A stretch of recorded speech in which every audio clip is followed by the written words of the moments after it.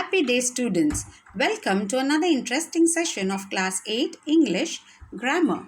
Today, let's look at Worksheet 11. The topics that we are going to look in this worksheet are: we are going to revise the passive voice with direct and indirect objects, learn how to reduce a passive clause into an adjunct of an active clause, combine prepositions with ing forms of verb to complete sentences against leaving.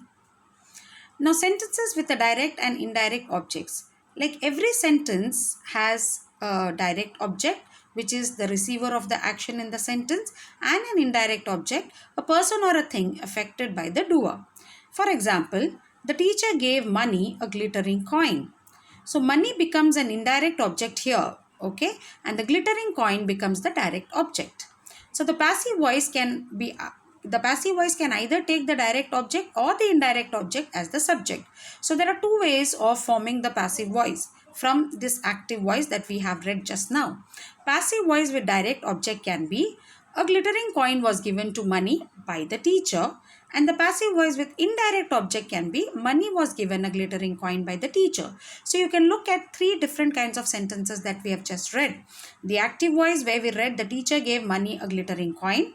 Now, the same active voice can be changed into passive voice with a direct object. As I said, a glittering coin was given to money by the teacher, and passive voice with indirect object, money was given a glittering coin by the teacher. So, we should understand that every sentence has a direct and an indirect object. So, it would depend upon how you would like to convert it into passive voice. So first you have to identify the direct objects and the indirect objects in a sentence. Once you identify that, it would be easy for you to convert the sentences into passive voice.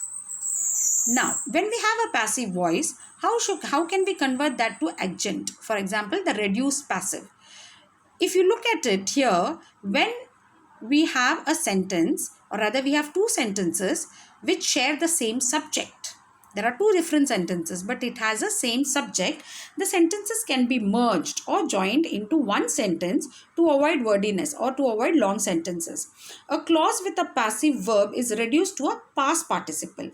So either ed or en or t is added, okay, which is generally placed directly or few places probably before the noun that it modifies. For example, there was a display of paintings in my school. Now, it has been sourced from all over India.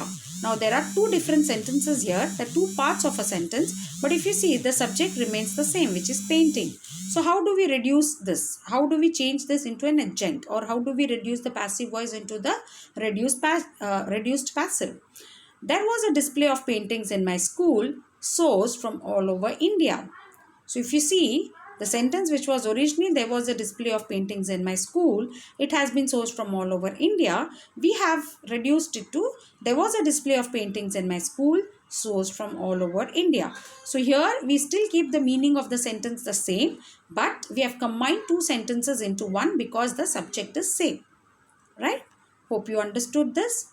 Now, what are prepositions with ing forms? We should always remember that when the prepositions that we use, for example, in, and, with, of, for, and so on, we always use these prepositions before a verb. And the verb should definitely use the ing form. For example, thanks for giving me a pen. How about taking the train? I am good at playing cricket. I am not interested in baking cakes. So if you see the verbs, give has the ing form as giving, take has the ing form as taking, play has the ing form of playing, and bake has the ing form of baking. So ing has been added to all the base forms of verbs, and then you can use it with the prepositions. I hope it is clear, children. Thank you for your patience. Happy reading.